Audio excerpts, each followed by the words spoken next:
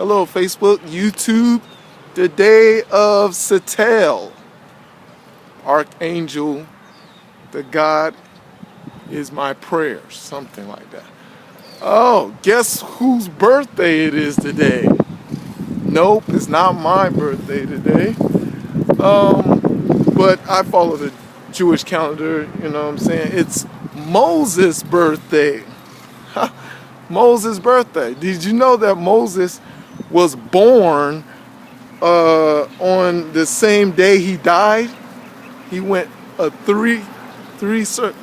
full circle in his life. He was born on the very day he died. He died at 120 years old. That, you know, probably a lot of Christians don't even know that, because they don't follow the Jewish calendar. They follow the Roman calendar, and you know, I think something is wrong with that. All right, okay, all right. Topic of the message is interesting. Topic of the message. I'm waving at Judy. I was waving at Judy. Topic of the message is important. This is an important reality that people are not really, not much concerned about this reality. What they need is a simple reality. I hope most of my realities that I teach is something that you are aware of. But this one is a reminder, more likely, of, ooh, what's that smell? Something burnt around here. Let me keep walking. It should be a reminder of what you should be aware of, you know? But the topic of the message is what, I think I taught this message before, but hey, God told me to teach it again. It said the reality of what you put inside you is how you going to perform in life. What you put in will determine the performance. You see the put performance, you know? I hope you got that. Yes, that's the reality of life. If you put in negative things inside your heart, a negative performance will come about, you know, out of it, you know. And if you put something positive in your heart, a positive performance will come out of your heart. Now, if you put something, you know, of too much of a dark nature inside your heart, a dark nature is going to perform. If you put a godly, because there's a difference between positive and godly. I hope people understand that. A godliness inside your heart, a godly performance, you know, will come out of it. But the difference between positive and godly, positive is like human nature. You know, human nature can be positive. But when it comes to godly, you know, godly goes above, of course, and beyond, you know, the standards, you know what I'm saying, of natural ability. Of course, faith is beyond and fear is below, you know. But the thing is, we're supposed to be operating in a standard that goes beyond this world. We're supposed beyond. We're heavenly standard. You know, as what I love what Isaiah talks about in 55, and he said that, you know, though the earth is higher than that, though the heavens are higher, and the earth is below. It's just that simple. The heavens are higher, the earth is below. That, you know, I tell people if you putting in the earth inside you, what standard are you going to think is, you know, legitimate? You know what I'm saying? It's the lower standard. You know why you're going to think you put the earth inside you and it's going to be a low standard? Because the earth is down there. See where the earth at? See where the earth's down there, you know? It's a low standard. And what God taught me in a simple reality, that when God was creating the earth, he was speaking to the ground, and everything he speak proceeded, you know what I'm saying? Proceeded out of the ground. And of course, you know, things are proceeded out of the ground. And then he created man from the dust of the ground. So all these things and people are of the ground, you know what I'm saying? So therefore, if you chasing after the people and things, you're chasing after a low standard. That's how it was created. I didn't create it, God created it. You know what I'm saying? So if we're chasing after the things of the world, we're chasing after lower standards that you putting inside you. There's something that may position you in a low standard. But when you chase after heaven, check out heaven, check out heaven. Oh, I'm not in a good heavenly view. Let's check out heaven. Woo! Look at the clouds. Look, look, look, look. Oh, look at that beauty. The beauty of heaven. You chasing after those clouds. Now a higher standard.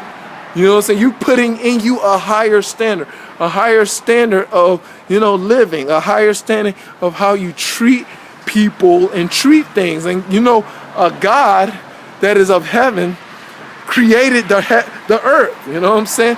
So therefore you will know how to treat the creation of the earth accordingly to what he created for.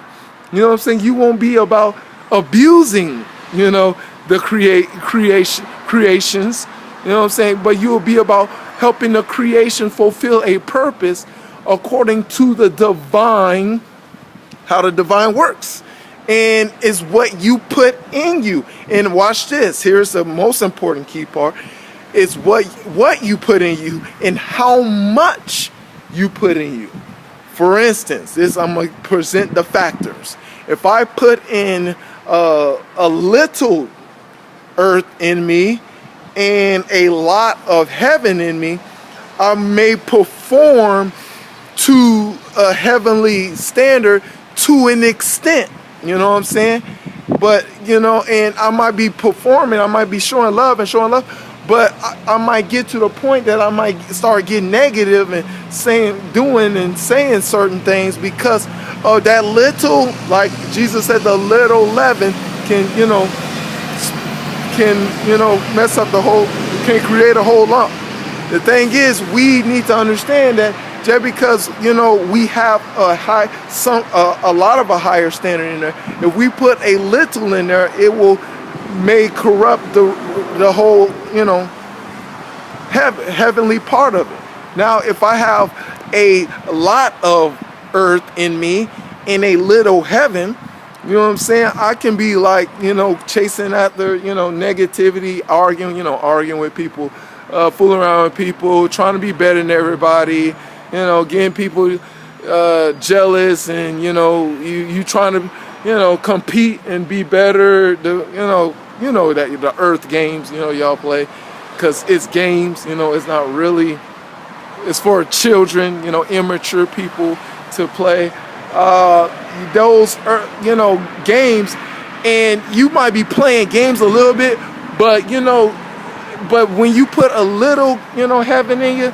You might start, you know, wanting to do, you know, godly things, be nice to people, be a good person to people, you be a good person. But here's the thing about that factor. Your performance will not be good enough for the standard that you are created for. Your performance will not be capable of achieving to what you were created. When God blew breath in a man, man became a living soul full of God. We were full of God, not halfway of God, not, you know, this much of God, not this much of God, not even that much of God, but this much of God. We were full of God when God blew breath in us. But we need to understand that we're trying to get back to this, and the only person that can get us full is Christ, because Paul says that we're in Ephesians 4 talks about being in the fullness of Christ, that we be full of Christ. That's the aim and objective goal of every Christian, you know what I'm saying, around the world, is we become full of Christ. And like I tell people, the only way to truly be full of Christ is in fellowship. You know what I'm saying? That, you know, I see people don't emphasize fellowship enough. They emphasize prayer a lot. That's why I see a lot of people praying, but I don't see a lot of people emphasizing fellowship. When I see, you know, ministries and stuff, they want prayer, you know, this and prayer that. I'm like, don't they understand the order that's in, you know, Acts 2 and 42? You know, it's in Acts 2:42. It's doctrines, the apostles' doctrine, and fellowship is in fellowship, not in prayer, in fellowship. The apostles' doctrine in fellowship, breaking of bread, then prayer. You know what I'm saying? Everybody's like, you know, pray, pray, pray. I'm like, no. Fellowship, fellowship, fellowship. Do things in order. We serve an orderly God that operates in an orderly kingdom. You know what I'm saying? That if we follow the kingdom by its orders, it will perform what it's to perform. It will shine forth the light that needs to be the light needs to be lightened up. But you have to obey the instruction manual correctly. It's just that simple, you know. To defeat darkness, you just gotta obey the instructions. It's like, you know, but no, it's not going there, because, you know, these churches are saying that they preach a full gospel. No, they don't preach a full gospel. If fellowship is not the second agenda of the second place agenda of what we're doing, we're not teaching the full gospel. I mean, we're not about the full gospel, because they don't create places of fellowship for Christians to come together in one accord. And that is just crazy that, you know, I read the scriptures and I'm like, man, how much problems that will solve. I mean, you know, fellowship can solve the problems of good marriages. You know what I'm saying? Could you imagine a place that you can go after work, after school, and be among Christians? You know what I'm saying? It will strengthen you more and more to be among Christians and have people, one another, talking about what happened, bad day of school or bad day at work, bad day or whatever. A place that you can go and share the word of God, and your brothers and sisters can encourage you and uplift you, that you can do it through Christ and everything. I mean, that kind of place should be here. I mean, that baffles me. Why, you know, it's not a place there in places we're around here. It's just buildings and church buildings and church buildings and church cliques, I call them, you know. It's crazy. But look, what you put inside you will determine your performance. And I'm trying to get you to perform correctly concerning, you know, being a true Christian. Fellowship is the agenda. And the breaking the bread and the prayer will assist, and it will come along with that. You know what I'm saying? And I hope that you understand what I'm saying, because I want Christians to be performing up to par. You know what I'm saying? And it's like, you know, Christians, it's tough for, like, look at this vehicle. You know what I'm saying? What if this vehicle is operating on the less cylinders that it was created for? It won't get the proper performance that it needs to do to get to here to there. You know what I'm saying? Everybody's struggling to get to here to there. If it's like a V8 or something and trying to, you know, perform in V4, it's not going to perform up to par. And I guarantee what you put in your vehicle, the oil and, you know, the proper stuff that you're supposed to do, put in there to make it perform well. If you don't put enough in there, it's not going to make it. So what I'm trying to teach y'all is to go the proper order of, you know, doing the things of God.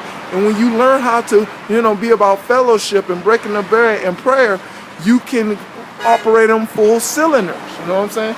And it's funny, it's four. It's the apostles' doctrine, you know, fellowship, breaking the bread, and, you know, prayer. It's four cylinders. We should be on 4 cylinders as a church. So I hope, I pray that you got the understanding of this, and I hope this help you to put in the right things, that you will perform the light to get people out of darkness. All right, that's a message. To God be the glory, him forever and ever. In Jesus' name, amen.